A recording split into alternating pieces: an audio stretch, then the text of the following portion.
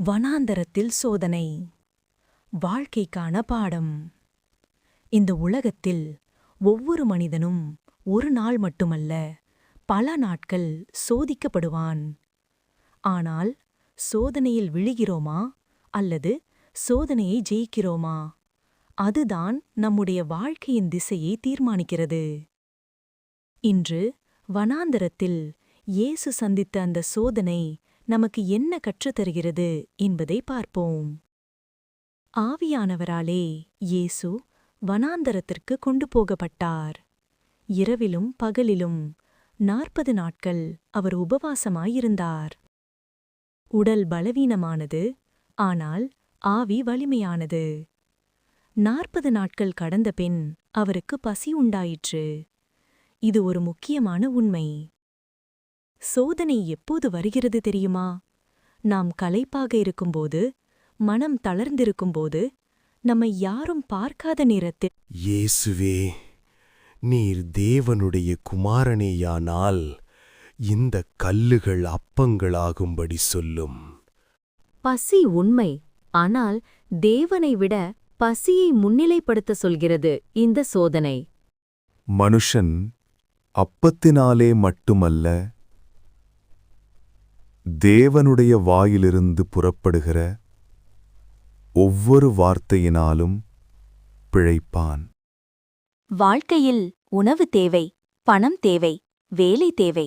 ஆனால் தேவனை இழந்து எதை பெற்றாலும் அது ஜெயமல்ல. நீர் தேவனுடைய குமாரனேயானால் இங்கிருந்து தாழக் குதியும். தேவன் உம்மை காப்பாரல்லவா? சோதனை சில நேரம் வேத வசனத்தோடும் வரும். ஆனால் வேதத்தை பயன்படுத்துவது ஒன்று, வேதத்தை தவறாக பயன்படுத்துவது வேறு. உன் தேவனாகிய கர்த்தரை பரீட்சை பாராதிருப்பாயாக. தேவன் மீது விசுவாசம் வைத்தால் அவர் பாதுகாப்பார். ஆனால் தேவனை சோதித்து வாழ்வது விசுவாசமல்ல, அது அகங்காரம். இந்த உலகத்தின் அனைத்து ராஜ்யங்களையும் அவற்றின் மகிமையையும் உமக்குத் தருவேன். ஒரே ஒரு காரியம், என்னை பணிந்து கொள்ளும்.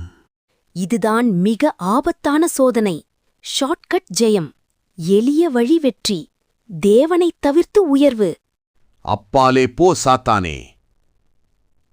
உன் தேவனாகிய கர்த்தரை பணிந்து கொண்டு அவர் ஒருவருக்கே ஆராதனை செய்வாயாக. அந்த ஒரு வார்த்தையில் சோதனை முடிந்தது. சாத்தான் தோற்றான். பிசாசானவன் அவரை விட்டு விலகிப் போனான். உடனே தேவதூதர்கள் வந்து அவருக்கு பணிவிடை செய்தார்கள். நாம் தேவனிடம் நிலைத்திருந்தால் உதவி தாமதமாகலாம், ஆனால் தவறாது வரும். இந்த உலகத்தில் சோதனை வருவது தவறு இல்லை. சோதனையில் விழாமல் இருப்பதே உண்மையான ஜெயம். இயேசு போல தேவனுடைய வார்த்தையால் நிலைத்திருப்போம். இந்த செய்தி உங்கள் வாழ்க்கைக்கு ஒரு வெளிச்சமாக இருந்தால் இந்த சேனலை சப்ஸ்கிரைப் செய்யுங்கள்.